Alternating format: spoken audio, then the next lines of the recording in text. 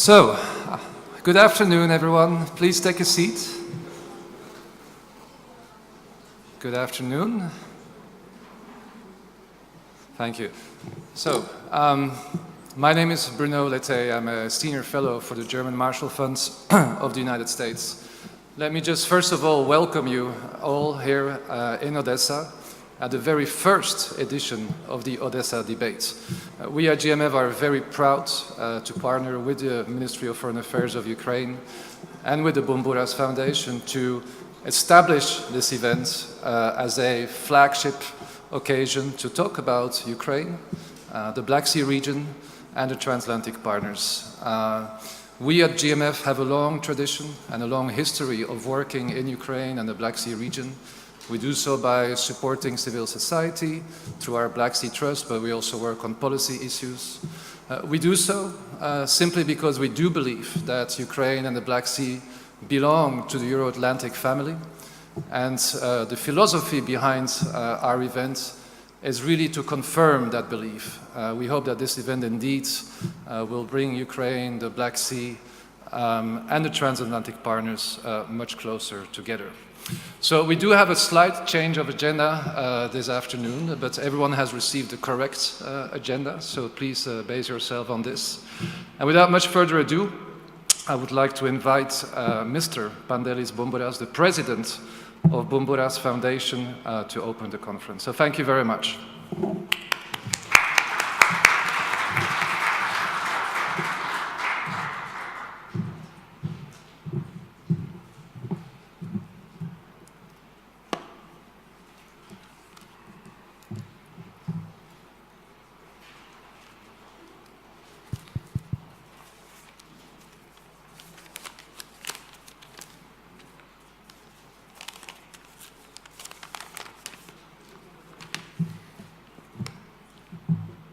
Αξιότιμοι κύριοι Υπουργοί των Εξωτερικών,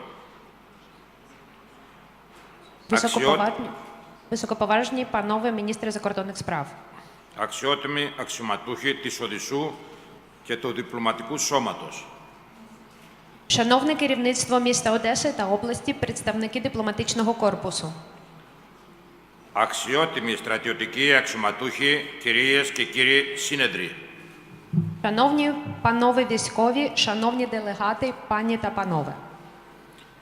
Σας καλωσορίζω στο συνέδριο που το Ίδρυμα Μπούμπουρα διοργανώνει με το Υπουργείο Εξωτερικών της Ουκρανίας και το German Marshall Fund. Я вітаю вас на конференції, яку фонд Бумбураса організує разом з Міністерством закордонних справ України та німецьким фондом Маршал. Ένα συνέδριο που αναφέρεται στις προκλήσεις ασφαλείας και σταθερότητας που αντιμετωπίζει η περιοχή της Μαύρης Θάλασσας. На цій конференції будуть обговорюватися виклики з безпеки та стабільності, які стоять перед Чорноморським регіоном. Μιας θάλασσας που προσφέρει μια μοναδική γεωγραφική γέφυρα διασύνδεσης της Ευρώπης με την Κασπία και Κεντρική Ασία. Чорне море являє собою унікальний географічний міст Європи з Каспійським морем та Центральною Азією.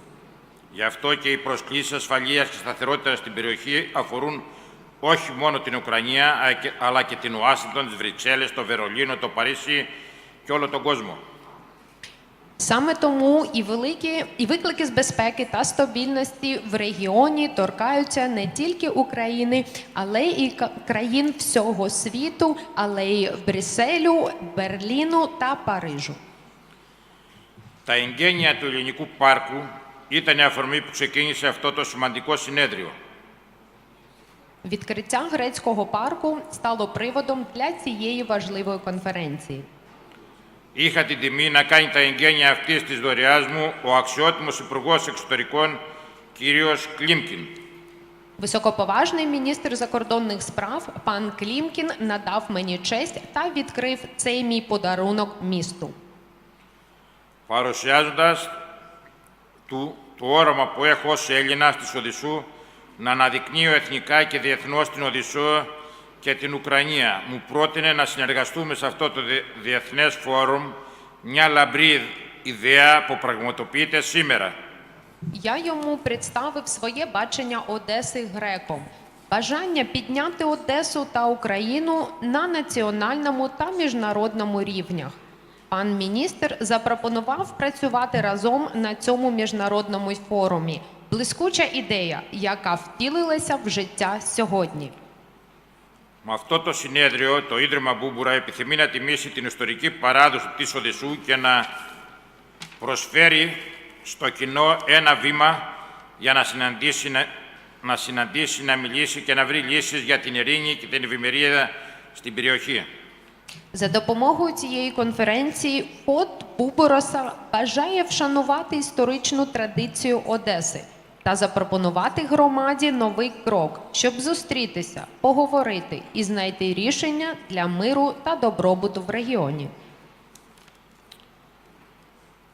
Καθιερώνουμε λοιπόν ετήσιο συνέδριο στην Οδυσσό που θα συγκεντρώνει διεθνείς προσωπικότητες που μπορούν να βοηθήσουν την ειρηνική και αναπτυξιακή πορεία της χώρας μας, ώστε το Ίδρυμα Μπούμπουρα να συνεχίσει να συμβάλλει επικοδημοτικά στην παγίωση της σταθερότητας στην αγαπημένη μου Ουκρανία.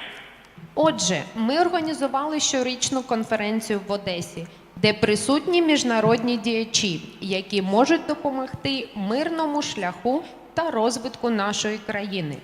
Так що фонд Boumbourasa продовжує вносити конструктивний внесок в зміцнення стабільності в моїй коханій Україні.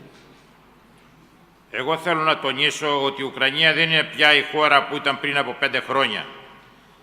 Πλησιάζει όλο και περισσότερο την πορεία της προς την Ευρώπη και τους διατλαντικούς εταίρους. Я хочу підкреслити, що Україна вже не та країна, якою вона була 5 років тому. Вона знаходиться все ближче і ближче на шляху до Європи і трансатлантичних партнерів. Τα επιτεύγματά μας είναι αξιέπαινα και προχωρούμε μπροστά με τη στήριξη όλων μας. Наші досягнення схвалені, і ми просуваємося вперед за загальної підтримки.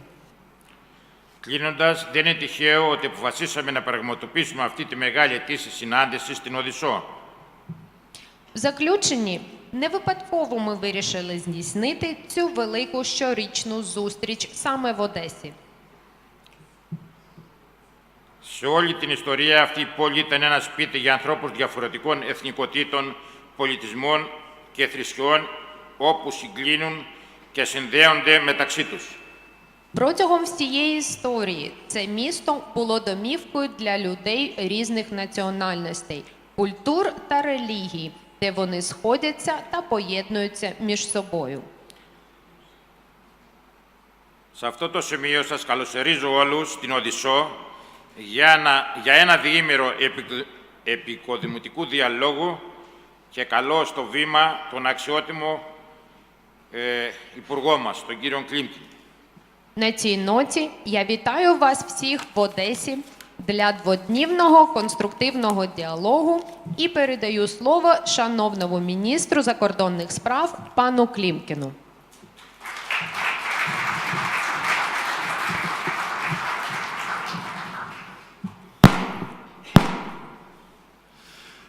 Шановні друзі, шановні пані та панове, це таке особливе почуття бути тут в Одесі в перший весняний день. Я сьогодні, до речі, прямував літаком до Одеси і порахував, що за останні півроку, я от тільки що поділився зі своїми друзями, я двічі був в Вашингтоні, двічі був в Нью-Йорку, тричі в Брюсселі і 4 рази був тут в Одесі. Ну і оскільки, як ви, напевно, знаєте, я аж ніяк не претендую на будь-які посади тут в Одесі, всі можуть бути спокійні. Єдиний мій мотив – це особливе почуття для Одеси. Я тут відчуваю себе не просто вдома, я відчуваю себе дуже-дуже добре. І я вважаю, що Одеса насправді має все. Одеса впевнена в собі. Але чого в Одесі не було, це свого безпекового форуму. І поміркуйте, де можна обговорювати питання чорноморської безпеки, як не тут, саме в Одесі. Декілька років тому я чув про пана Боумбураса, чув про цю чудову родину, але ми не були знайомі. До того часу, як вони організували в Києві дуже класний форум. Форум щодо нашого шляху до НАТО. Пам'ятаєш, Василь, як ми разом відкривали цей форум? Це була справжня дискусія. Дискусія між друзями. Тому ми колись сіли, розмовляючи про ті проекти, які ми можемо зробити разом. А їх дуже багато. І просто подумали, що нам потрібно тут в Одесі зустріч саме між друзями. Зустріч не для того, щоб виголошувати заяви, ми це, звичайно, добре можемо робити, а зустріч для дискусії між друзями. Тому на сьогодні і на завтра ми запросили саме наших друзів. Для того, щоб для себе уявити, що ми можемо зробити, щоб зміцнити безпеку в регіоні Чорного моря. Чорне море ніколи не буде належати російському режиму. Насправді воно стане для нього Бермудським трикутником. Це 100%.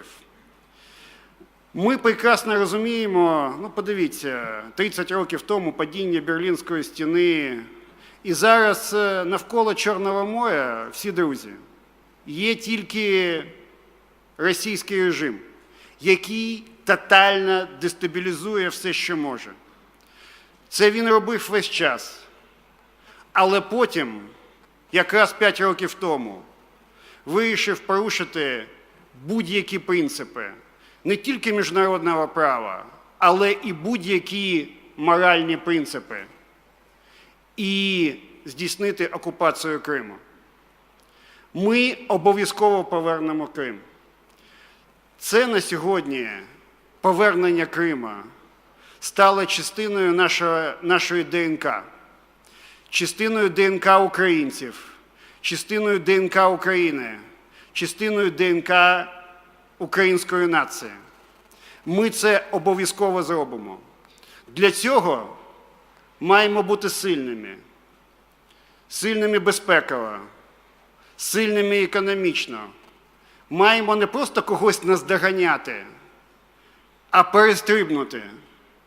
Але так само те, що в житті має якусь цінність, це тільки люди. А це ми, українці, і наші друзі. І саме тому ми сьогодні серед друзів будемо говорити про те, що можемо зробити. І у мене буде багато ідей для обговорення.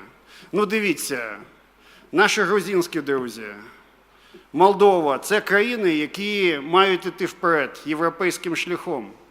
Чому б не зробити зміцнення безпеки Чорноморського регіону частиною подальшого процесу посиленої асоціації?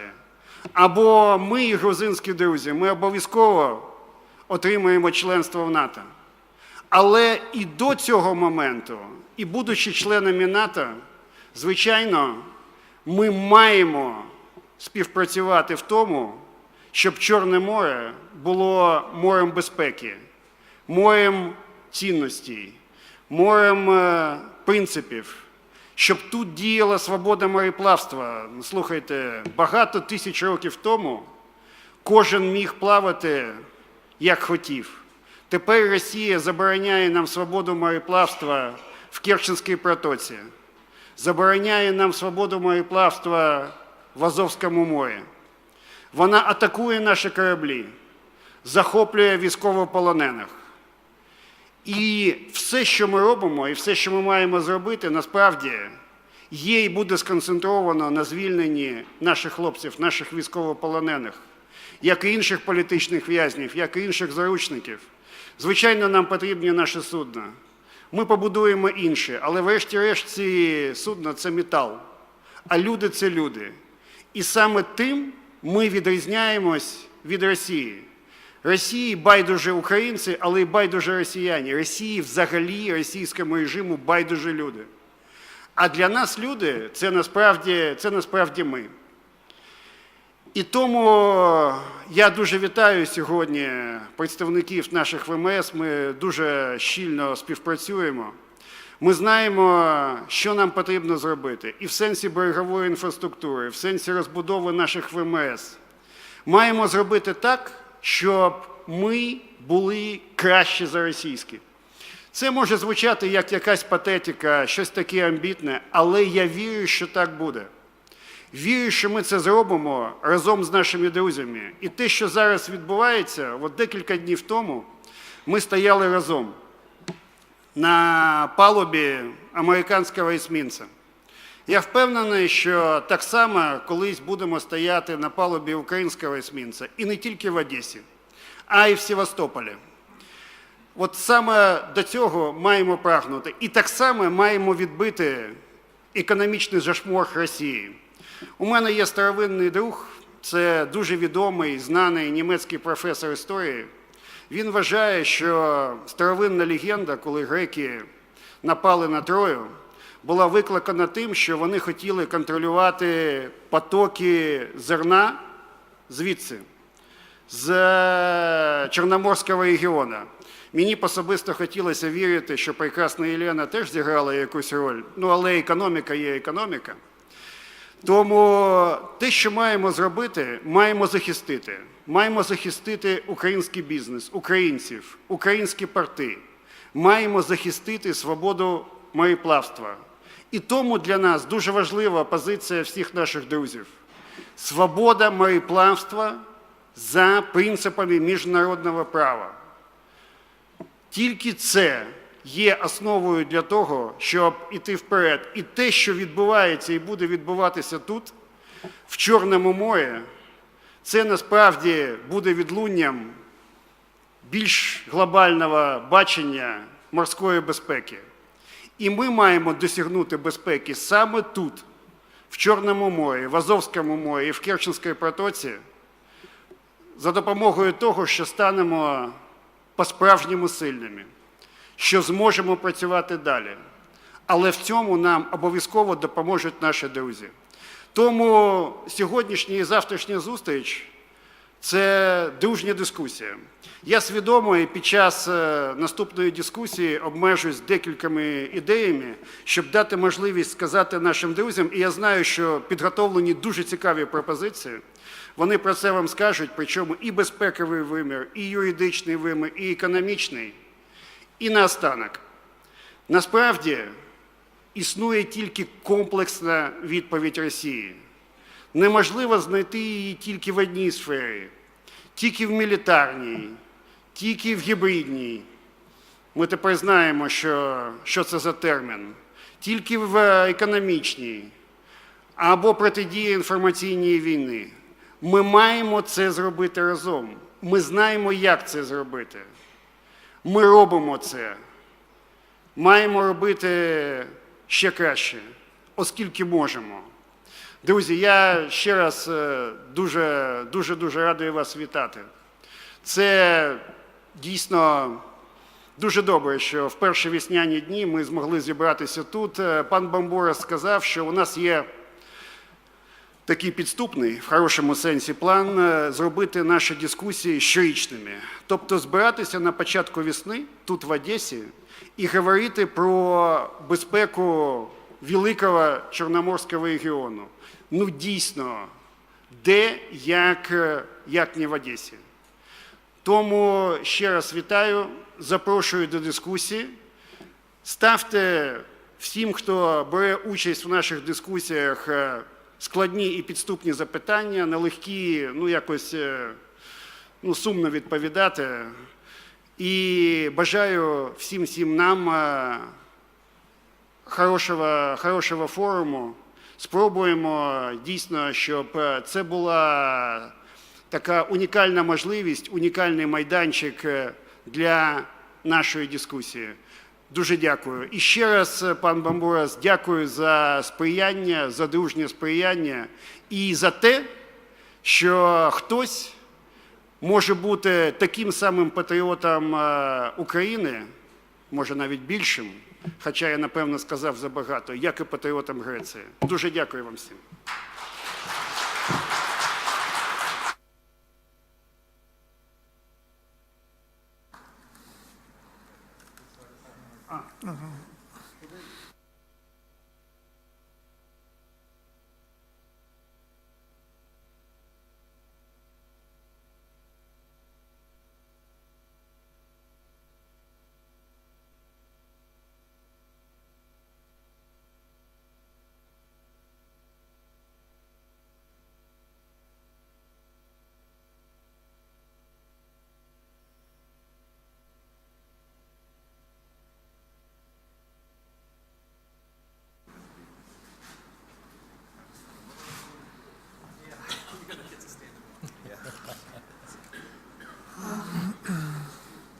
Yeah, yeah.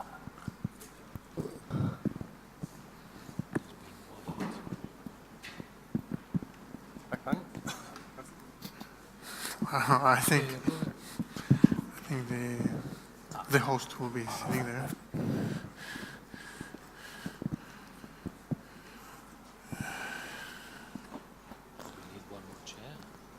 He's a I guess we do.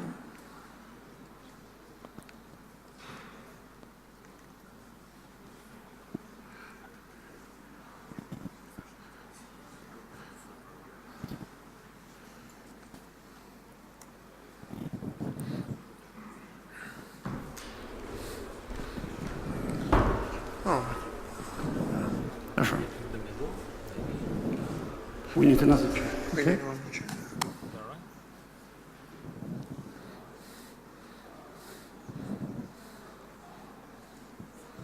Sure. Okay, gentlemen, sit down.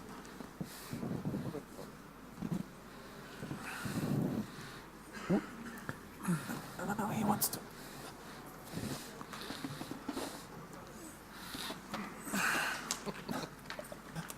What's it? I'll take this.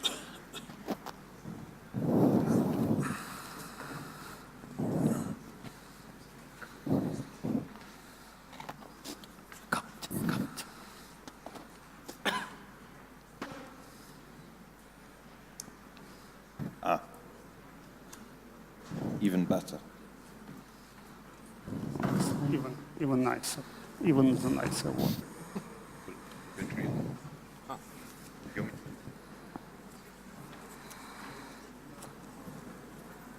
You've got it. Good afternoon, everyone. I'd just like to, first of all, I'd like to dispel a rumor that I heard going around that where the going to be Ukraine's entry into Eurovision. I can confirm that's not true. Welcome. It's a real privilege for me. I'm James Marston from the Wall Street Journal. It's a privilege for me to introduce such a distinguished panel. I'm sure most of them don't need any introduction. We've already heard from Foreign Minister of Ukraine, Pavlo Klimkin. We're joined also, sitting to my left, by the Deputy Minister of Foreign Affairs from Georgia, Mr. Vakhtang Makharoblishvili. Pretty Close good. enough? Close Very enough? good. Very Okay. good. We have Mr. George Kent, sitting there in the grey suit, for the Deputy Assistant Secretary of State for Eastern Europe and Caucasus from the US State Department. At the end, we have Mr. Peter Wagner, head of the support group for Ukraine at the European Commission. And we also have a former Foreign Affairs Minister from Bulgaria, who's now the Director of the National Democratic Institute, Mr. Daniel Mitov, sitting right here. We'll start with short opening statements from everybody, just a few opening comments to get things moving, and then as quickly as possible, that's a note to you gentlemen, we'll open things up so we can have as many questions as possible from the audience. I've had a great pleasure of coming to Odesa many times. I used to live in Ukraine. I was supposed to be here in May 2014 for a holiday. I had a discussion with my wife, who's Ukrainian, beforehand, and I said, we should be patriotic, we should go to Odesa. She said, no, we'll go to Normandy. So we went to Normandy, and sadly for me as a journalist, but fortunately for me as a husband, we missed the tragic events of May 2014. The Odesa we see today is a much calmer and a very different city. But Russia's attempts to destabilize the Black Sea region go on, most notably the seizing of the Ukrainian boats, Ukrainian sailors, and the blocking of the Kerch Strait. So I thought we'd start with that, and start with Foreign Minister Klimkin. You know, Russia seized Crimea, it's militarizing the peninsula, it's blocking the Kerch Strait. Can you give us an update on what Ukraine's strategy is for dealing with that? How you coordinate with regional partners and countries further away? Is it a question of containing Russia, or is there something that could be done to push back and change Russia's behavior? Thanks. Good evening, everybody. It's a great one in the sense of what kind of strategy we all should follow in the sense of countering Russia. And let me start from your last point. I'm a big fan of not just trying to contain Russia. I believe we need a clear, proactive approach. Just simply to react what Russia has been doing and will be doing in the future is definitely not enough. It's a kind of strategy, and it's not a strategy anyway, which gonna create a failure for everybody. One simple point to start with. This year, we will have the 30th anniversary of, Berlin Walls basically disappearing physically and also as a symbol.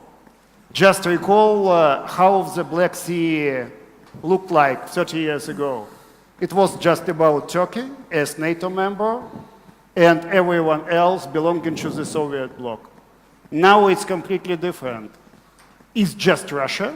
It's basically vice versa. It's just Russia and Russian regime, and everyone else either members of NATO or striving for NATO. But 30 years ago, it was a kind of equilibrium of stability, if you could call it stability. Now the whole Black Sea area is the source of total instability, and the reason is exactly Russia. So my point is very simple. We need complex answer in the sense of new, powerful strategy, very proactive strategy. Both us and our Georgian friends working together with NATO, infrastructure, sharing intelligence, joint forces, everything which could work against Russia, and in the same way pushing the European Union to embrace a really new strategy of helping us and Georgia and the whole region to push against Russia. And we need a real complex answer, a comprehensive answer, but definitely proactive one, starting from your last point. Thank you. Now turn to, I'm going to call you Vakhtang because it's easier to say. So, from Georgia's point of view, you know, it's more than a decade now since Russia sent troops into Georgia. And that's an event that, given what's happened since in Ukraine, it looks more and more like a warning of what was to come. What are the lessons for Georgia? What lessons have you drawn from that conflict and the current one in Ukraine? And what are the conclusions you've drawn about how neighbors can work together better to stop them from happening? Thank you. Thank you for this question. Since this is my first remarks, I will use this opportunity to, of course, first of all, thank the organizers, German Marshall Fund, as well as Ministry of Foreign Affairs of Ukraine and Boumbourasfoundation for organizing this very important and interesting discussions on a topic which is of crucial importance nowadays, since the Black Sea security has been, of course, encountering, as the Minister mentioned just now, a lot of challenges. Well, may I start, in fact, with something different, if I may, and saying that today is the day when, from now on, Georgians can travel to Ukraine and Ukrainians can travel to Georgia without passports, just with ID cards. So this is what we want for the Black Sea region. This kind of a friendship, this kind of a strategic partnership, cooperation, connectivity, trade, and what is the bottom line of everything is that Black Sea should be the sea of prosperity and well-being. Unfortunately, this vision is not shared by our common neighbor, as Minister just mentioned, who has, besides celebrating this free travel between us, unfortunately, we are also having the fifth anniversary of the occupation and annexation of Crimea. Thus, who else than Georgia could really understand better since the end of the Cold War our Ukrainian friends, because most of the things, if not all, that are ongoing in Ukraine, we have been ongoing and happening in Georgia as well. What are the lessons learned, as you have asked? I mean, to say it in a very short way, of course, I would say that the reaction from the international community had not been prompt, had not been adequate to prevent Russian Federation from doing whatever it has been doing more recently, and of course in Ukraine as well. But to say it a little bit in a longer way, if I may, I would say that of course today we are living in a much more complex and contested world, and of course the reaction from our side should be also pretty sophisticated and pretty complex. Of course, hybrid warfare is something that has become a mainstream of Euro-Atlantic discussions today, but hybrid warfare is something that Ukraine had been encountering a lot from quite some time now, and Georgia had been encountering hybrid warfare also, in fact, from the beginning of the early 90s, when Russian Federation has really used the whole toolbox of hybrid warfare in Georgia, be it energy cuts, electricity cuts, food embargo, and so on. I mean, all the instruments. Ukraine, just like Georgia, had been a test ground for all this hybrid warfare. Of course, the direct aggression and occupation of our territories is the major challenge also that we are encountering. And of course, propaganda, disinformation is something that has been very important in the digital revolution world. Thus, of course, what is the lessons learned and how we should react in the region, but also with the involvement of NATO, of European Union, is to counter these challenges, and of course greater interoperability between NATO and European Union in our part of Europe, in our part of Euro-Atlantic area is extremely important. Of course, conflicts is something that should be addressed.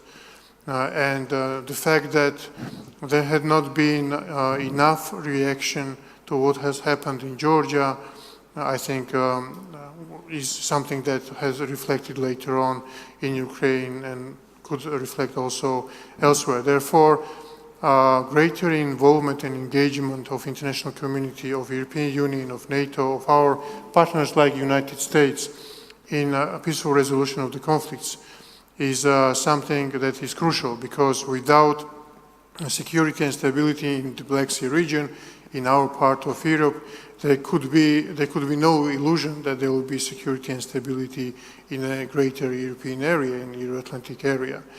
Of course, one of the greatest tools is the enlargement, because I mean, the enlargement of the European Union, enlargement of NATO have proved to be the biggest contributors to prosperity, stability, and security in those countries and in those regions wherever they have enlarged. Therefore, there is no room for ambiguity, there is no room for uncertainty, and it is important that the integration processes and steps in this direction can be and should be taken.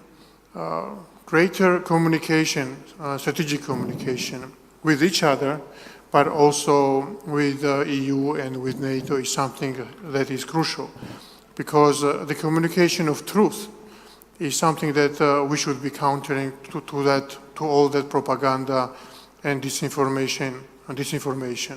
And the truth is that NATO enlargement, EU enlargement, are the greatest tools for the democratization of our countries, for stronger institutions in our countries, and the rule of law building in our countries. So this is something that, of course, is extremely important nowadays.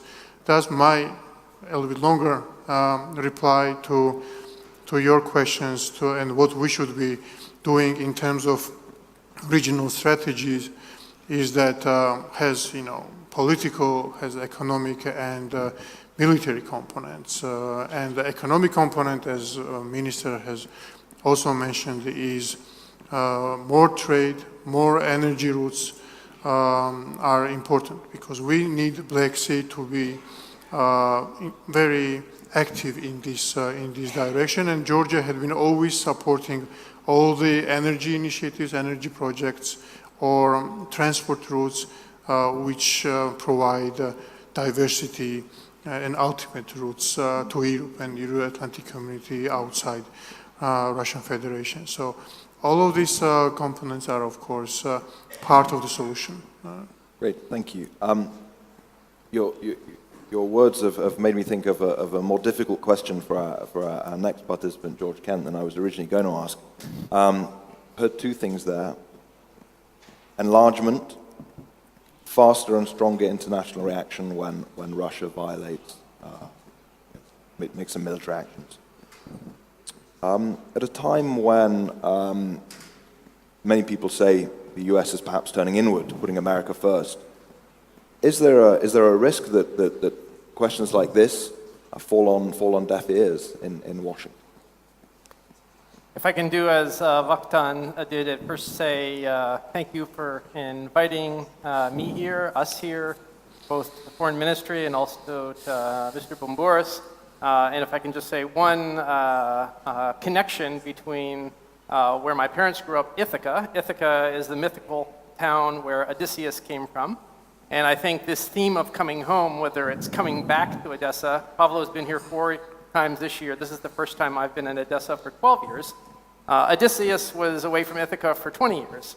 But I think this theme of coming home, whether it's to Odessa or Crimea, is a long-term journey. And if you've read the Odyssey, a lot happened to Odysseus before he got home to Ithaca. But like Pavlo, I'm convinced, and it's US policy, that Crimea is Ukraine, and eventually Crimea will return to Ukrainian governance as it should be. Now, to your tough questions, I think the issue of enlargement, at least in the NATO context, I will not, obviously we have Peter here to represent you. NATO members made clear the will of the members of the alliance in 2008 in Bucharest. NATO has always had an open door policy, and we have Alexander Vinnikov here from the NATO liaison office. I think he'll talk tomorrow, so you can, even though you won't be asking him the questions, Sasha can talk a little bit about that tomorrow. But I think the door remains open. That has always been the principle and the philosophy of the North Atlantic Alliance, which next month celebrates its 70th anniversary. I think the conditions to join not only a collection of countries that practice collective security, but are also a collection of countries that share the same values and principles, shows that it's not just about the Army or the Navy, because frankly, on some of those standards, Ukraine and Georgia already do more to provide for regional security than some of the members of the alliance. But it's also a collection of countries of values and principles. And I think that issue of reforming institutions and practices is important to join the collective that represents NATO, but it's also, I think, for either Georgia or Ukraine is important what the people expect out of their own leaders. So I think the door is open. The path, hopefully, is not as long as the Odysseus' path back to Ithaca, but we will continue to work with both Georgia and Ukraine on its path of both increasing the resiliency of their institutions, their military structures, as well as making both countries prosperous and secure. And the second question, I think, was about the lack of a strong response in the immediate aftermath. Are you talking about November 25th and the attack in Kerch, or in general? In general, you know, Because I think, obviously you have what happened. because the criticism, sorry to interrupt, the criticism here was that perhaps the international community didn't react strongly enough and quickly enough over Georgia, and then everything else sort of follows as a... Well, I think in retrospect, and we can always learn from history in retrospect, the international community should have realized that Georgia was not just a one-off incident. And I think that if we had our Moldovan colleagues here, they might even push the timeline not to 2008, but back to 1992, when the intervention in Moldovan affairs to create Transnistria started. So I think what we have here is in retrospect, as students of history, not just practitioners, a pattern of behavior of a country which does not accept the international rules of the game. All of our countries came together in 1975 in Helsinki and agreed to the Helsinki Final Act. And those principles are principles that were good enough for Leonid Brezhnev. In 1990, the countries came back together in Paris in the Paris Declaration, and at that point it was Mikhail Gorbachev. And again, those fundamental values were endorsed. In a way, although it's a painful subject and may open me up to more questions, Boris Yeltsin and other leaders got together in Budapest in 1994 and reaffirmed the same fundamental values.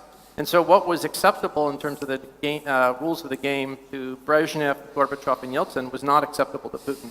And so what we have collectively as the international community, a revisionist country that doesn't accept the rules, whether it's written into international treaties or accepted international practice. And I think clearly we have struggled with an ineffective response to a country that doesn't want to play by the rules, invades its neighbors, kills its neighbors' citizens, and is not being held to account.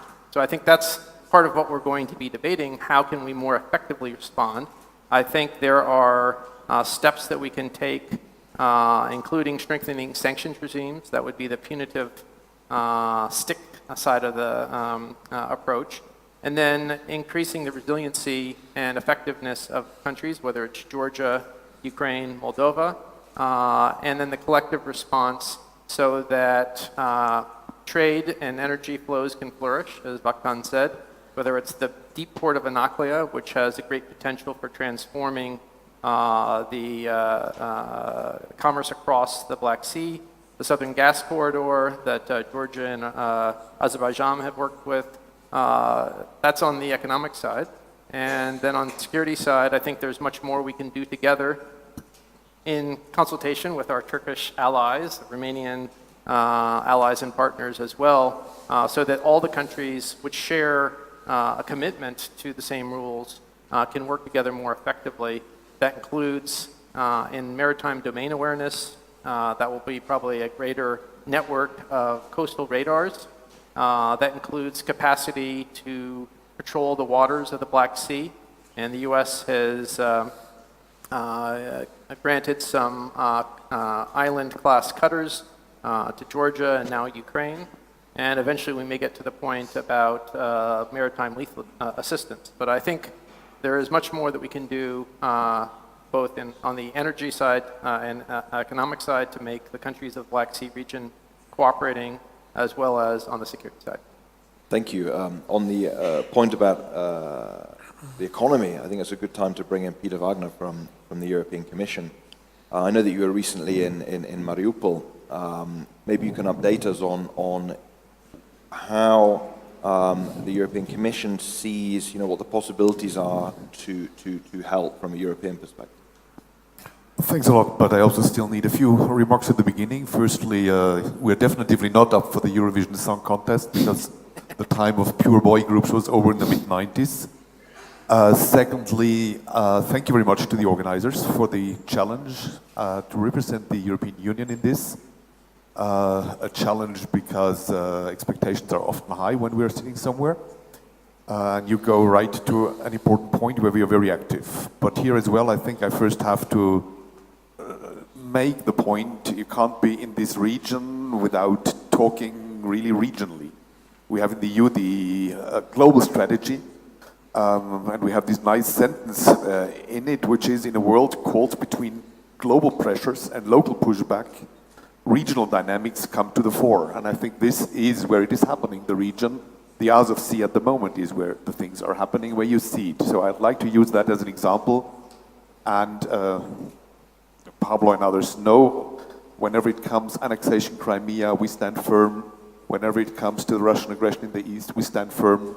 We have first important part of the EU reaction, our sanction regime in place over the time, and it's working. There is, however, our indeed second part, and that is what I would group under the heading of resilience. What we want to do in Azov, that's why I start a bit more generally, is what we're doing elsewhere. What we're doing regionally, there was already reference made to it, in the context of the Eastern Partnership, generally in the context of the partnership policy, because we try to improve connectivity. We try to bring, now notably in those countries which want to move faster, which want to move further, we try to bring to them the trans-European networks, we try to bring the energy community to the region, we try to build physical, but also other kinds of infrastructure, digital connections, a lot about people to people, because that is very much what it comes down to at the end. You have to also make sure that the people who live here now see a future for themselves in this region for the future. As I said, very much looking from the Azov perspective, but I think it's a wider issue. And it's very much a policy where we're trying to put the people also at the center of the attention. Infrastructure is important. A lot of the discussions around the Azov reactions is about infrastructure, because if you look at the maps, yes, there are infrastructures, connections which are no longer functioning, which have to be fixed. But if you travel there, and we were indeed privileged, it was about a week that we were not only in Mariupol, but also going along the coast, going a little bit inside the country, the feeling of the presence of the war, the feeling that the people have to still digest and absorb a rather high number of IDPs, refugees. The war is much more present than probably many of us think. We think Luhansk, Donetsk, if we talk the aggression in the east, it's much, much further into the country, and it's notably along the Azov shore. For us, it's therefore really important that we work on that, and we work a little bit similar lines as they were given already by George. It's building on institutions. The people have to feel that they are living in a state that is welcoming them, that is serving them. The people have to have the impression that there is a prosperous future ahead, because that is what keeps them going and what gives them the future. We have indeed in the Azov region identified a number of also now targeted additional support issues, which we will try to roll out quickly, because another lesson from it is we have to react quickly. We cannot go through our 24-month programming cycles and then start signing contracts at the end of 2021. So we are about to really, in the coming month, try to make also Europe more visible by setting up a program office in the region. We want to make there very quickly, making for the people a future on the economic side. So it's making funds available, microcredits, target some of that there. Making for younger people, but also for those from existing companies which are about to lose their jobs, training possibilities available. We are optimistic that we can, in the coming month, start with a concrete work on the first vocational education and training centers, as we had them in the pipeline for the rest of the country. I think this is now the moment to go faster into that region and to do something very directly there. But then there is an even less visible area, and it was mentioned already, and that is the whole domain of disinformation and cyber. This is really, we are far beyond, I now also have to go back to the old Greeks, we are far beyond the Trojan horse. We're experiencing in the EU developments, attacks, which Ukraine and some of the people here on the panel have experienced much earlier. We can learn from Ukraine, we can work on that, and we're doing it, by the way, and we're doing it very well together. Sitting here with Pavlo Klimkin on the panel, I think it is an area where we are training now jointly, and a lot of support is coming from member states, the election commission, so that we can, as far as possible, stabilize that part. We are trying to build up on the disinformation front additional means to make the people aware of where are you getting your information from, to make journalists in the region, there's a very important regional development, civil society, to make them aware of how to deal with these threats. And I think we are quite active there. And since sitting even next to the United States, I think Azov Sea is the micro example, but the whole region is the wider example. I think we work pretty well hand in hand here. In Ukraine, it's definitely the case. If I look how closely we are working together on the cyber, we have agreed who does what, who is specialized. I think we are bringing in a lot of expertise. We are bringing it in a quite coordinated way. We have lots of EU member states that are ready to come in as well. So a lot of it really is the Euro-Atlantic cooperation here. You can, in many areas, cyber disinformation are probably the most obvious ones at the moment, see it and feel it. So for us, it's really, you look at the people, yes, the Azov Sea is a very specific situation right now, but the overall approach is the same. We have to improve the resilience, and that is the prosperous state, institutions that serve the citizens, and citizens that can really develop their ideas, their business ideas, their cultural ideas, the social ideas freely. Thank you very much. Thank you. Turn to our final panelist now, Daniel Mitov. Heard mentioned a few times hybrid war, disinformation, hacking. Bulgaria is somewhere that has been a target for Russia for all of these things. Could you share with us a little bit your experience of that, how Bulgaria tried to combat that, and how the region could do better at combating it together? Well, first, apologies. First, I would like also, as the colleagues, to thank the organizers, thank Pavlo for the invitation, and of course the Boumbourasfoundation for sponsoring and inviting us, the German Marshall Fund. We speak about these type of malign influences, and we know that they're different in each country, but of course there are common denominators, and the tactics are basically more or less the same. But I would like for us just to render ourselves an account of what is the final goal of the whole exercise. Why is Russia doing what it's doing? And to me, and I think this is kind of a more or less widely shared opinion, is Russia is trying to create a different world order. This one, as George was saying, Russia is not doesn't feel that it has enough influence, enough deserved influence in this configuration of the world, of how things are functioning right now, and wants to change all that. Russia wants a world where more or less the Westphalian type of world relations, where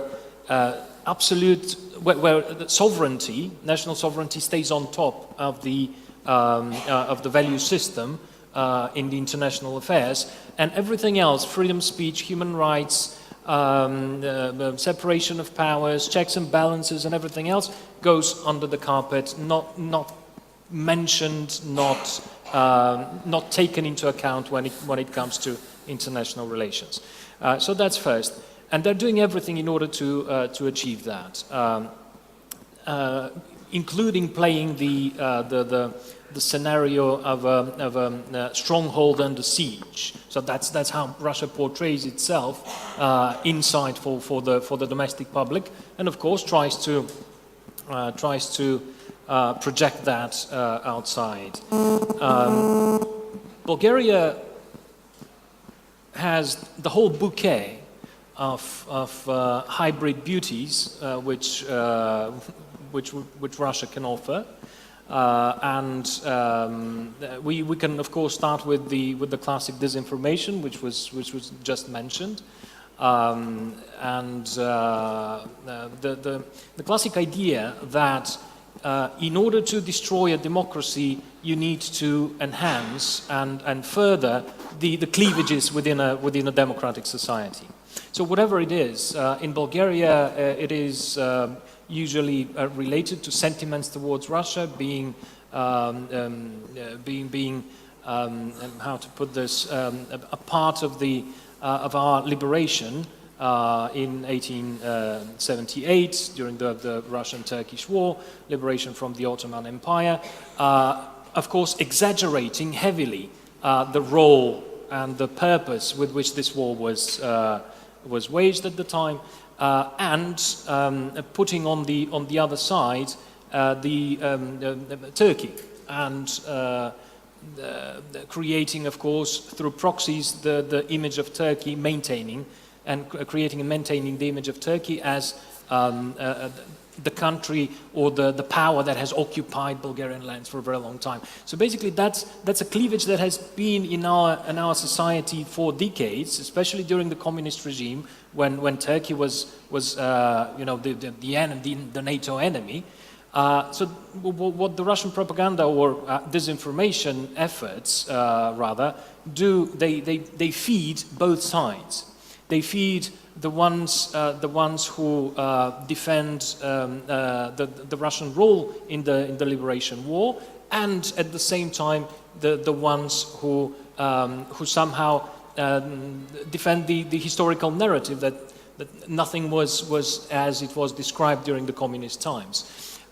It is the same with everything you can think of. Wherever there's a social cleavage, we saw that in Greece when Greece and already Northern Macedonia were signing the Prespa agreement. The Russians went in and started basically pumping up the narrative from on the side of the Greek nationalists, and also the ones on the side of Skopje. In order to create divisions and basically put hurdles in front of the integration of Skopje into the North Atlantic structures and further on the European Union, of course. So that's been always the game with the different countries, whether in the Black Sea region or the Balkans, to stop the integration, or at least to slow it down to a maximum extent, the integration of all these countries. And when certain countries are already members of NATO and the European Union, the goal is to sow discord inside NATO and the European Union. Even break those alliances. Brexit is one good example of how certain destabilizing actions and again feeding cleavages, feeding both sides of a debate with a radical narrative can bring discord in a society, a referendum, and then Brexit happens. But if we speak specifically about the Black Sea region, what can the countries in this region do to fight back against? A lot, and the first thing is maybe share intelligence, because we saw how very recently, actually in Bulgaria, it came out the information that one of the GRU officers who participated in the Skripal poisoning in the UK was, before that, in 2015, in Bulgaria, when a Bulgarian businessman was poisoned. Now, whether there's a connection or not, we still don't know. The investigation has not found anything of the sort, but we need to be clear here. But when it comes to acting, let's say, officers, GRU officers, or active intelligence officers of the Russian intelligence on the territory of different Black Sea countries, and not only, of course, the region can start potentially thinking about how to share information at least in that direction when we know who we are dealing with. That's one thing. Of course, enlargement was mentioned here, and I would support very much the idea that the countries from the Black Sea region, which are already members of NATO and the European Union, need to be strong advocates for the enlargement of both NATO and the European Union with the countries which are striving towards membership, and of course helping the democratic reforms in all these countries. That's one of the most important things, because what is the narrative of the Russian propaganda? You, the West, are no better than us. They're creating a moral equivalency between themselves and us. You are no better. Your system called democracy does not exist. You're governed by deep state elites. Those deep state elites create the illusion of a choice, and you basically are crooks. And to fight a crook, you need another crook, and this is us, the Russians. They openly basically say, yes, we're all crooks, you're crooks, we are crooks, but we're at least honest about it. So this moral equivalency is completely and utterly false, and we all know that, but we need to realize that we need to build up a narrative in order to first and foremost defend our institutions. Defend institutions, defend the main principle the main principles of democracy. Defend our freedom of speech and not let it be abused. Defend the separation and division of powers. Defend human rights, and most of all, the independence of our judiciaries and of our institutions when it comes to justice systems. Because I've heard of one, and I've finished with this, I've heard of one Bulgarian politician whose name I'm not going to quote right now, the following phrase. The only thing, and the pro-Russian one, the only thing you need in order to reverse the democratic process is to get hold of the media and the prosecution. Everything else will follow. Thank you, Daniel. Thanks very much for the interesting opening comments. I've got a lot of questions myself, but let's open it up to the floor. Do we have a microphone somewhere? Yes, we do. Okay. Who would like to ask a question? Please identify yourselves and speak as clearly as possible, and make sure you're clear who you're addressing your question to. Yes, please, over there. This lady here. This lady here with her hand raised. Yeah. Good afternoon. My name is Maria Tomak. I represent Ukrainian NGO sector, the one which deals with human rights. And obviously, human rights is one of the dimensions of security, so that's why I have a few questions to our guests. First one is the question to Mr. Deputy Minister of Foreign Affairs of Georgia.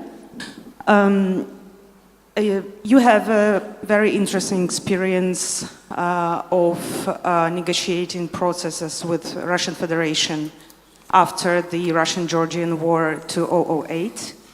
And I'm wondering whether you think that some of this experience, namely the Karasina-Bashidze negotiating process, negotiating platform, might be useful for Ukraine. Because maybe someone doesn't know that we have Minsk negotiating process but we have no negotiations over the Crimean situation, even the humanitarian one. But at the moment we have lots of illegal detainees, as Mr. Klimkin mentioned, and thank you for that. And there is no place where the fate of these people can be discussed. So do you think that your experience can be useful in negative or in the positive way?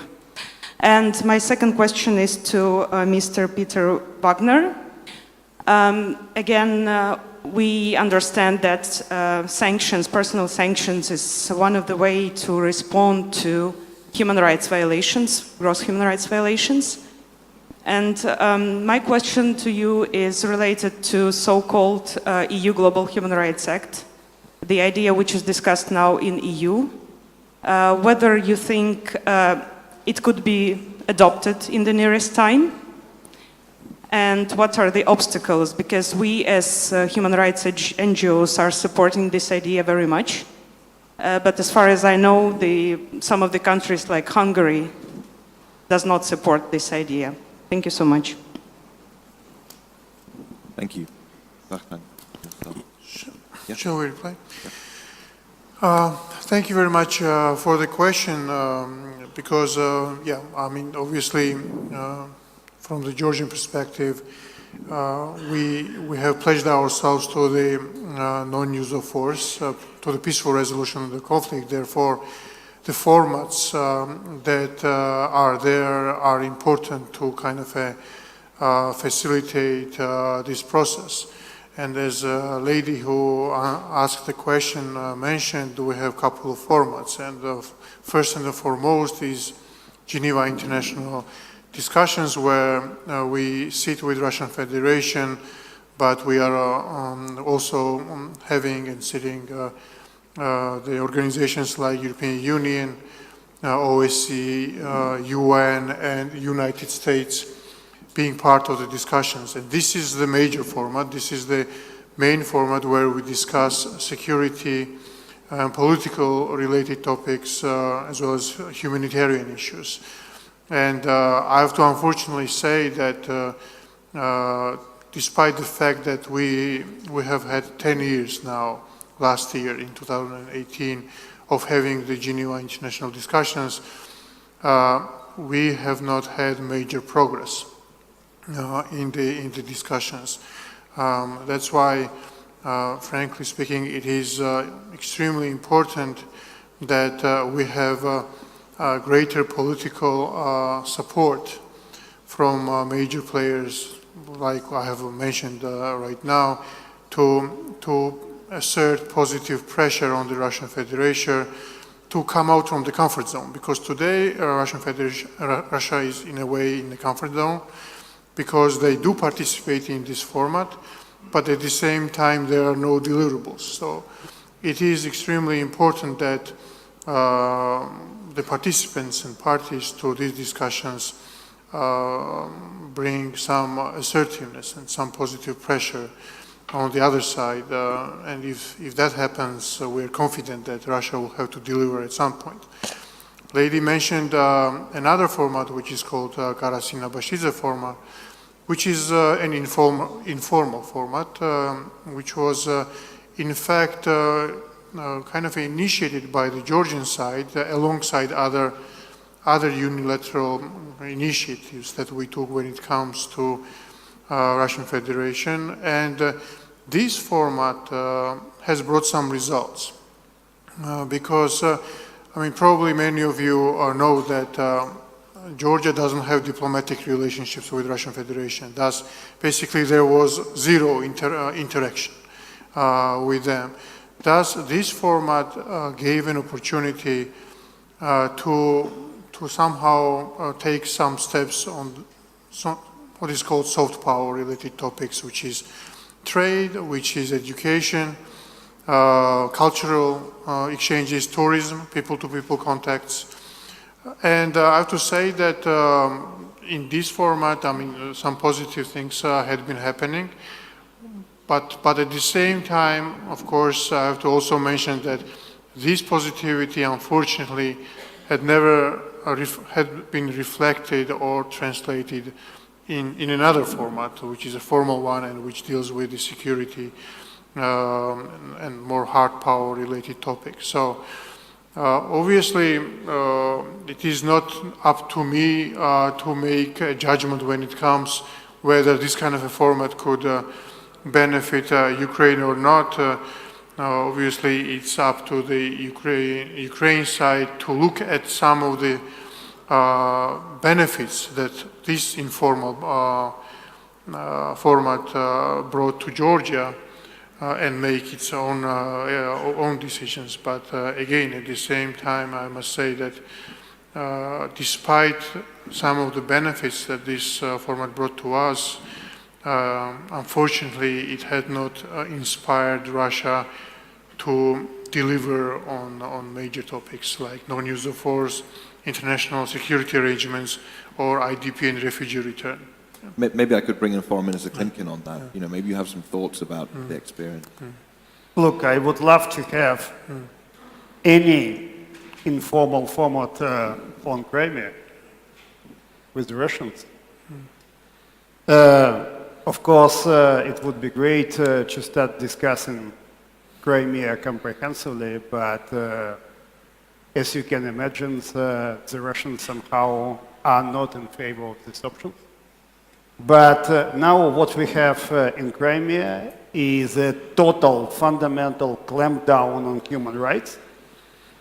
Basically, we have arrests almost every night on Crimean Tatars, Ukrainians, many Russians, and the mood in the occupied Crimea has been changing.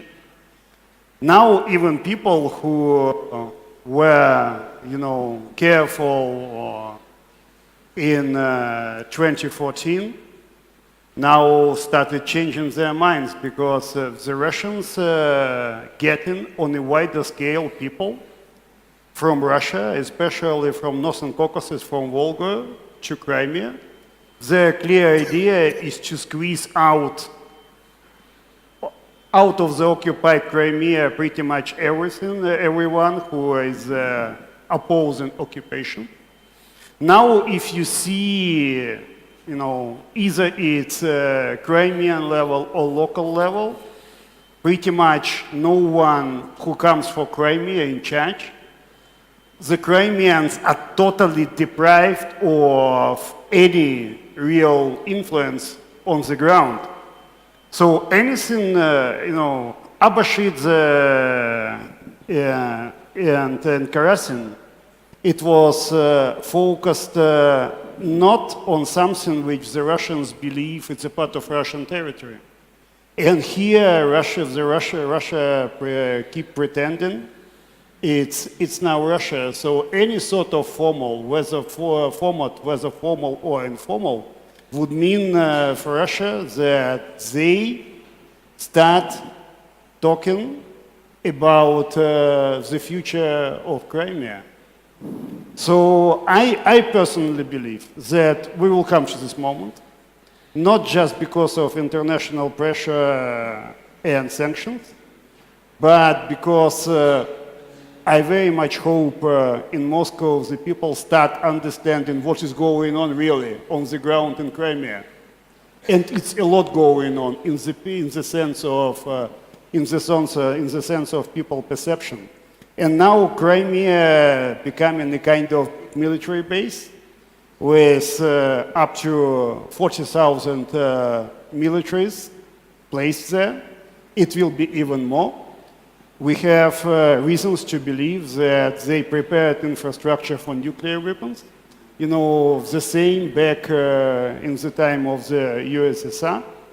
So what I would love to have is any format with our friends focused, at least, like Maria has just said, on human rights, on people needs in Crimea. What I proposed many times, also to Lavrov, and you can imagine the answer. But I do believe that the Russians, with all kind of irrational drive around Crimea, will be forced to start talking. In what kind of format, it's a different issue. We have United Nations resolutions on human rights. We have clear idea about how to place international humanitarian organizations and United Nations or on permanent basis in Crimea. You can imagine again the Russian reaction. But at the end of the day, actually the Russians started to do the same in the occupied Donbass, getting people out of Russia to create a point of no return. But at the same time, the mood of, so to say, people who were living in Crimea for many years is completely different from the time even a couple of years ago. They simply got the point that Crimea under Russian occupation is going nowhere. But I can't say now the real timing and under what conditions we would be able to force Russia in starting talking on this issue. Thank you very much.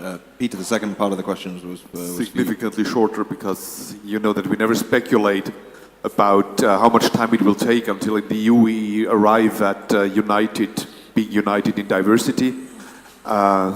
So decision-making processes take a while, and that's a bit the additional element here in an election year, not only in Ukraine but also in the European Union.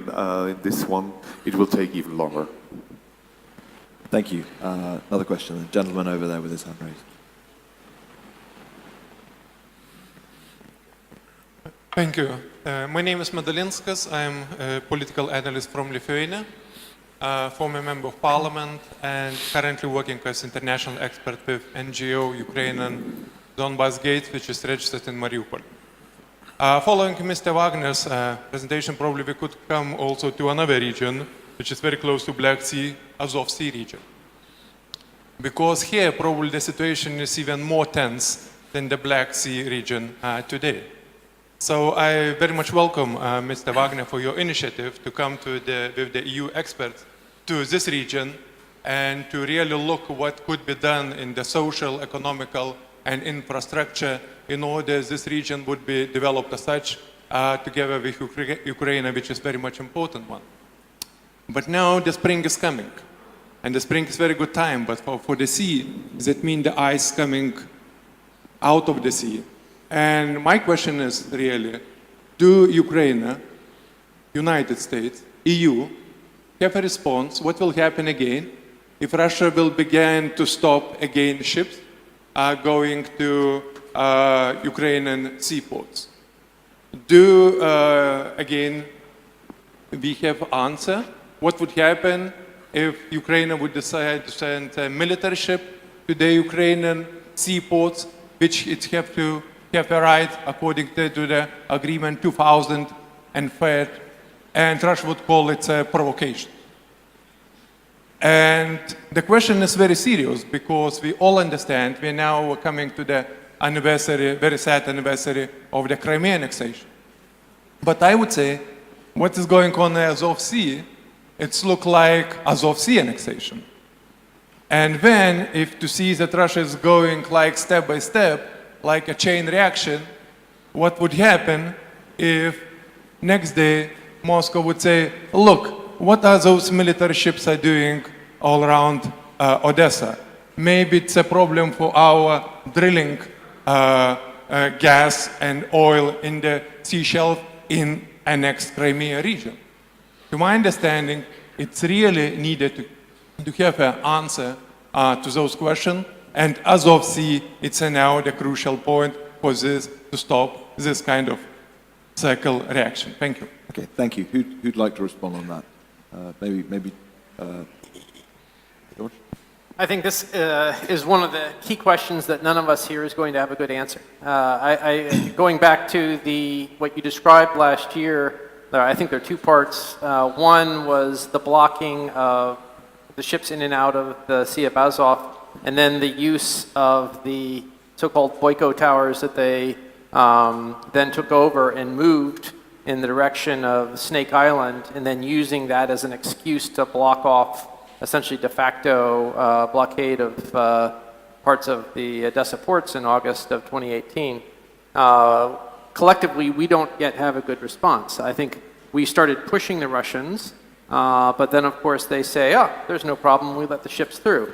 And there's been this proposal being discussed even in Munich for an observer mission, either an OSCE mission or a French-German mission.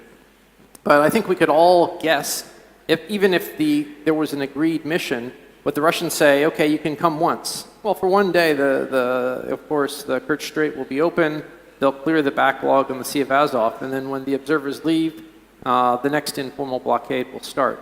So I think the question that collectively we face is, besides talking diplomatically, are there other measures that collectively we can take to put more pressure on the Russians?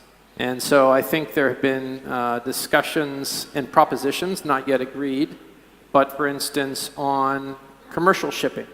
AKK, the new head of the CDU, before she was selected last fall, suggested, for instance, considering blocking access to European ports for Russian ships that come out of the Sea of Azov. The US actually does that with ships that go and dock in Cuba. If a commercial ship goes to Cuba for 6 months or a year, they can't come to the port of Baltimore or the port of New Orleans. So that sort of pressure on Russian commercial shipping that is a response to the pressure against, so I think that's an issue, but again, it's easy for me to say as an American official because the issue is really blocking access to European ports.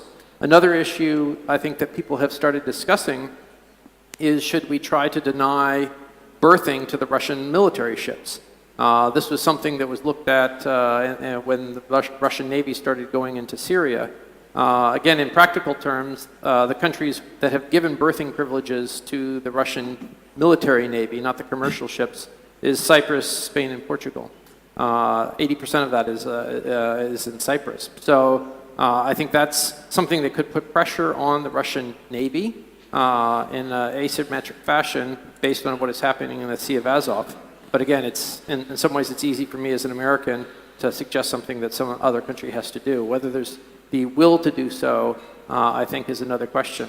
And then we go to the issues of sanctions, personal sanctions, whether we can, whether it's related to human rights, and we call it our Magnitsky Law, whether it's related to the 5th anniversary of the occupation of Crimea, or some other hook. Both, as Peter said, the US and the EU have very carefully worked together for the past 5 years. Are we able to go after individuals and possibly even the maritime sector? And I think that then becomes a much more complicated factor based on our own legislative authorities and the legislative authorities that the EU states have. Thank you. One simple point. We had a meeting with EU foreign ministers, Friends of Ukraine group, and I shared with our friends a simple idea about permanent monitoring mission. I even have a name for that, a very nice one, Black Sea Monitoring Mission. And you should not be there for all the time. It should be a smart combination of monitoring from space, naval monitoring, and monitoring from the air. You could combine it very effectively, understanding what is going on. It would also additionally help us to detect different kind of breaches of sanctions towards Crimea, because we know that some ships coming into the Black Sea, switching off GPS transponders and trying to take over some of the loads to other ships going after that to Crimea. You don't need a lot of stuff for that.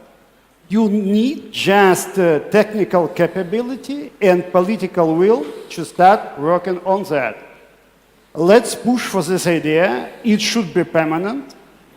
We all understand how to shape it up. It's a very simple mandate. We have still some EU countries, let's say it in a very careful way, who have been thinking of this idea. but it could be as effective as possible, because if we release all the information about Russian checks in real time, it would play like an additional leverage on them. The Russians keep delaying ships now for 1 day, for 2 days. There was a case a couple of months ago, then one Bulgarian ship has been delayed for 9 days. And the Russian narrative, we are trying to find terrorists on board. If Russian FSB is unable to find terrorists for 9 days on one Bulgarian ship, I would, on the place of Putin, I don't like to be, in his place, but I would have a problem with FSB. But the whole idea is just to suffocate any real economic activity around Ukrainian Donbass. 5 years ago, the economic turnout in Mariupol port facility was 18 million tons. Now it's 4.5. And basically it was a gateway for our steel export and our grain export. And you should understand what is the real challenge here.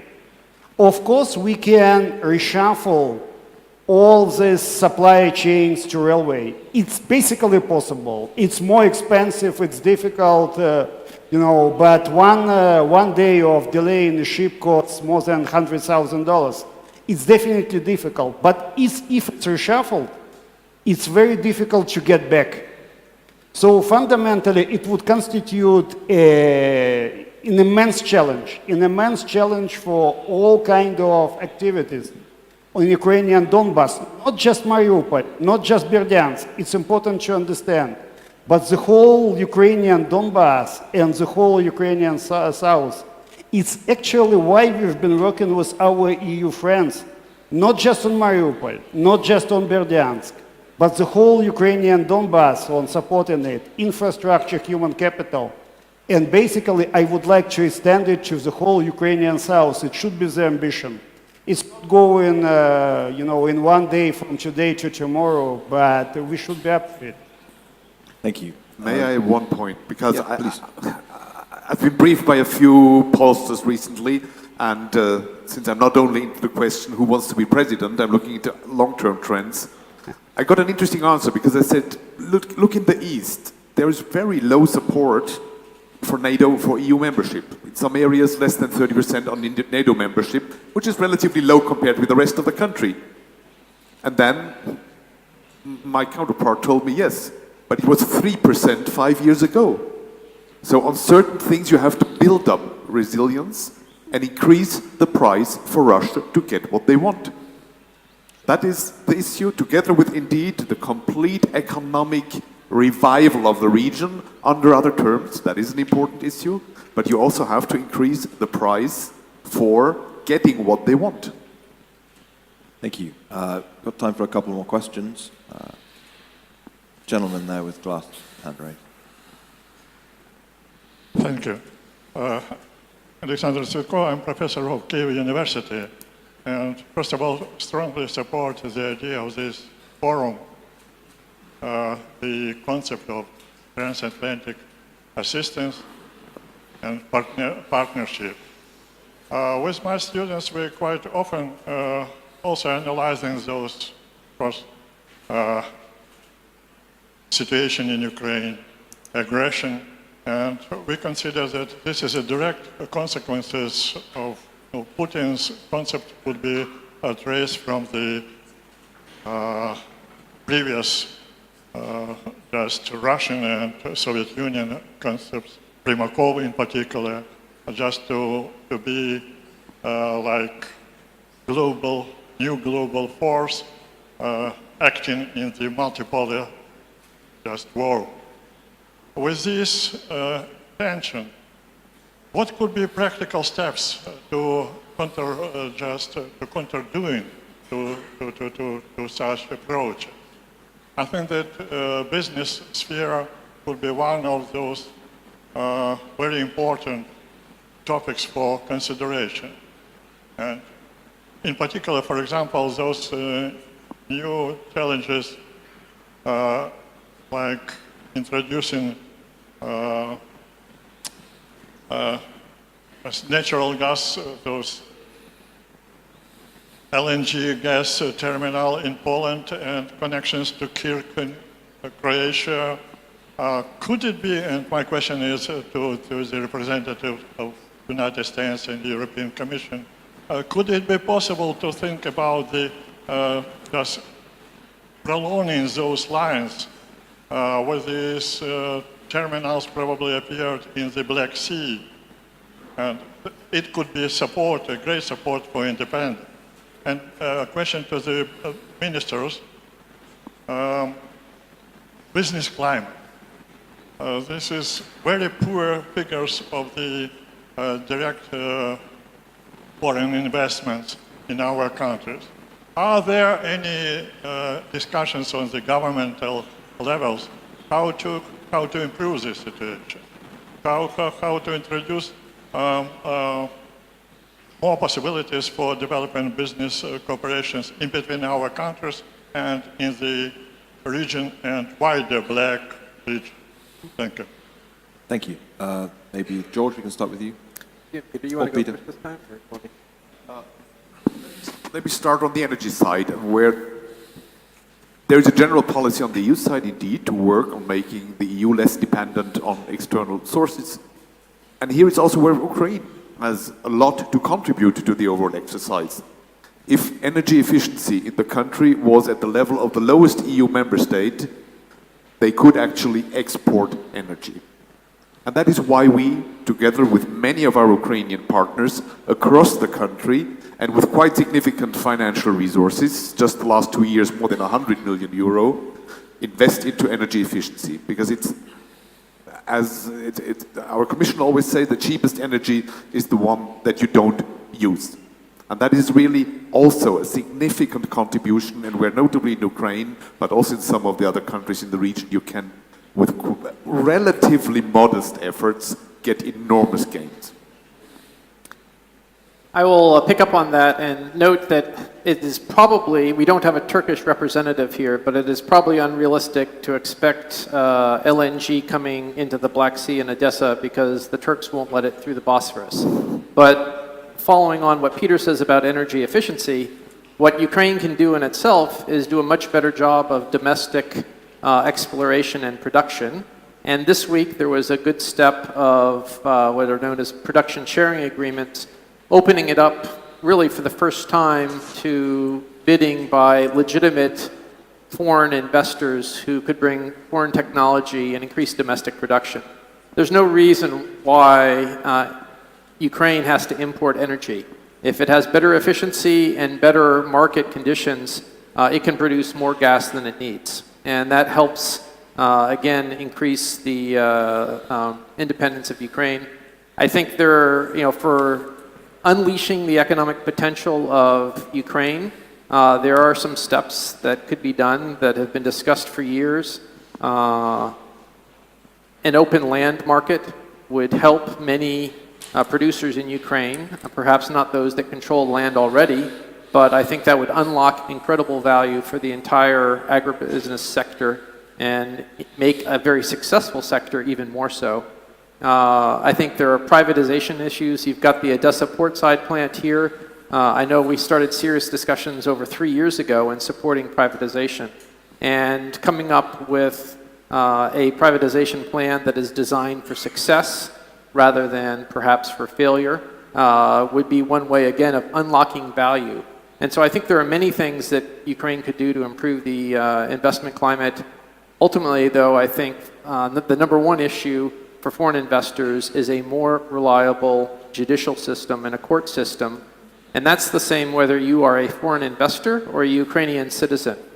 You want there to be justice. And without justice, you're not going to see, or a justice system that works, you're not going to see the levels of foreign investment that would drive much higher rates of growth.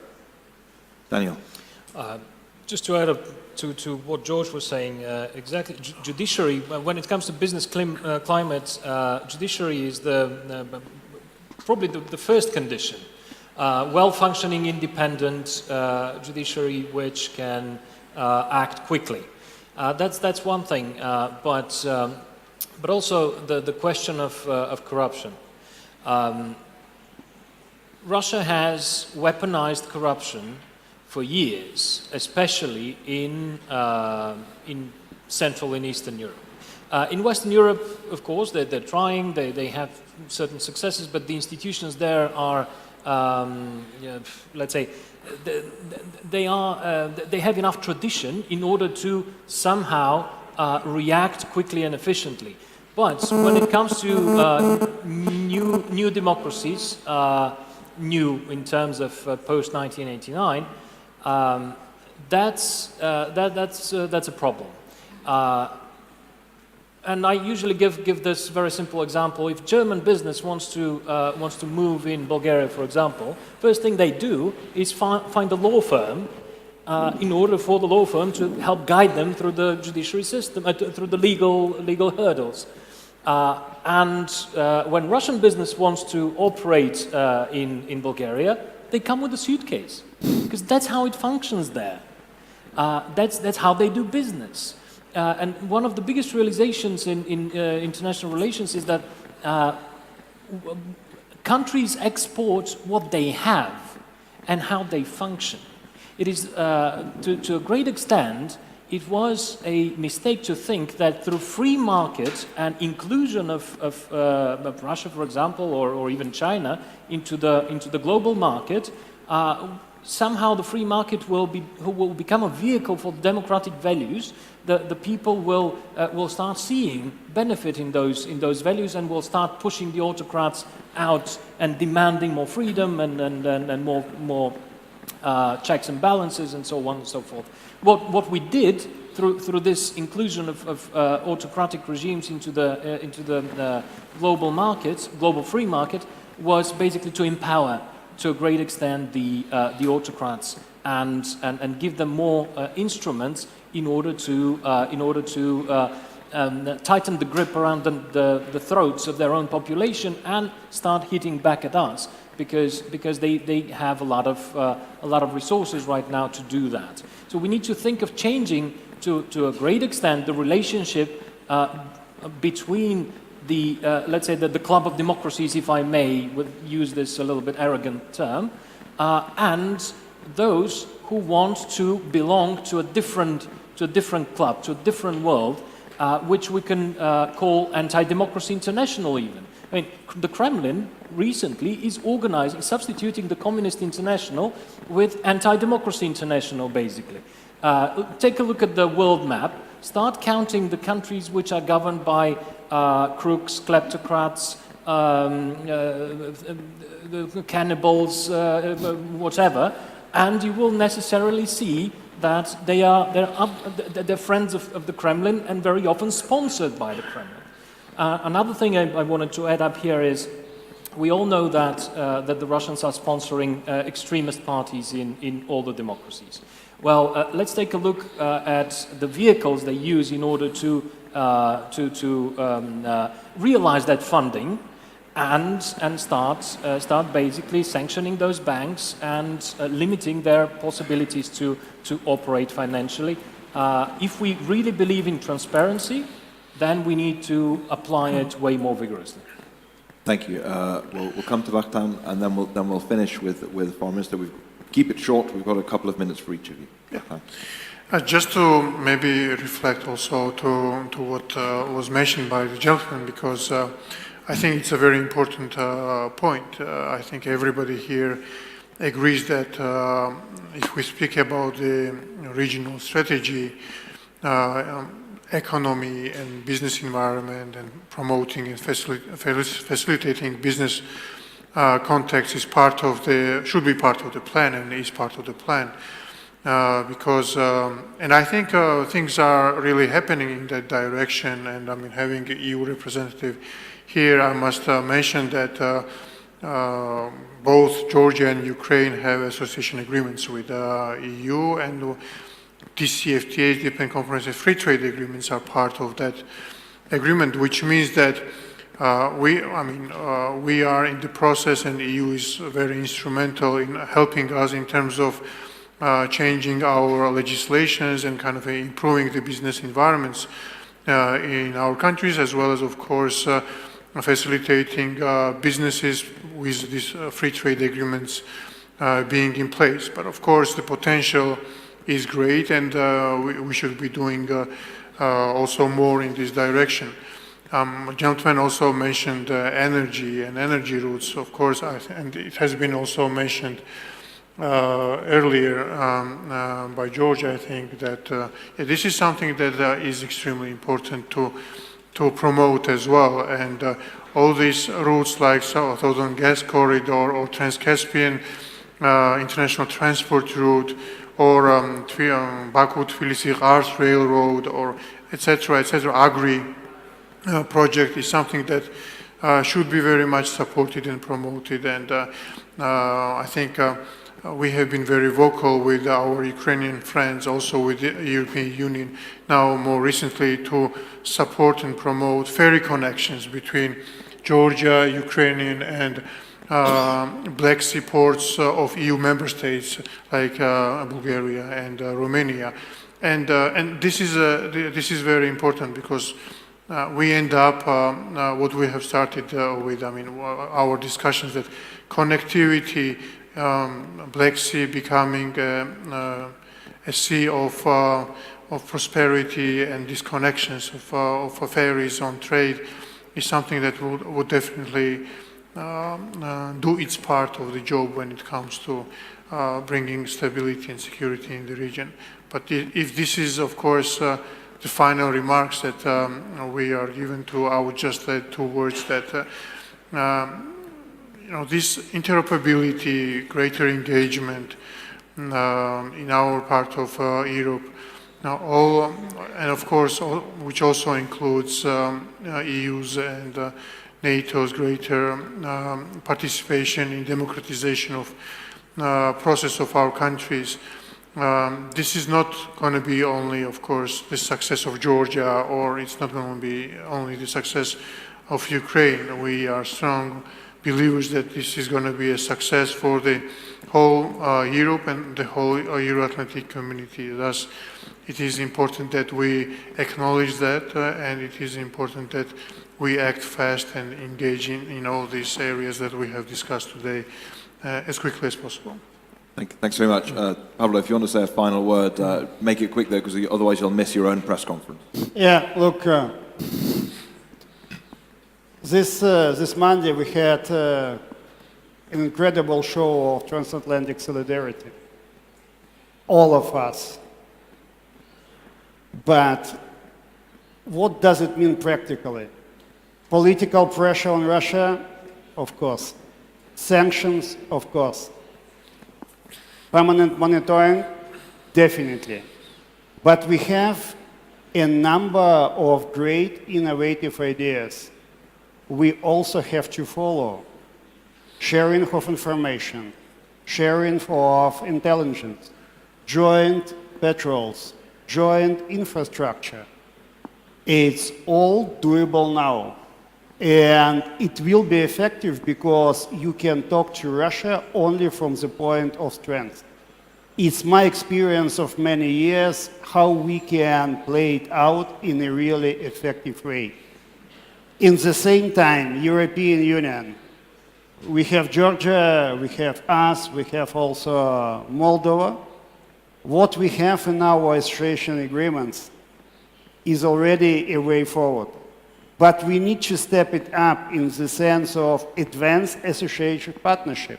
Now, and it's a very interesting development, we started pushing the European Union for more integration. For example, energy, our gas transport system. Now we need more than the European Union is ready to deliver. The same way, but in a slightly different way, also for Georgia. So let's try to address what we have already, what we have started discussing in the sense of pushing Russia back. And one final point. We need basically to drop the idea and the approach of being reactive to Russia. We have to start a real proactive push towards the Russians. We know how to do it. It's just about political will and about motivation and about mobilizing all our friends and partners.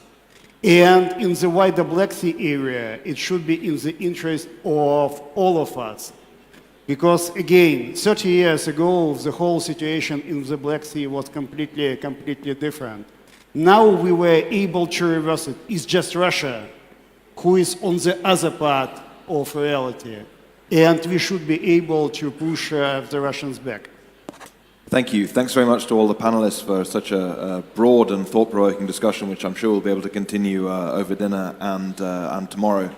Bruno would perhaps like to say something. Well, James, thank you for your thorough management in this panel. Thank you to the speakers. Don't run just yet, but please give a round of applause for a very good panel.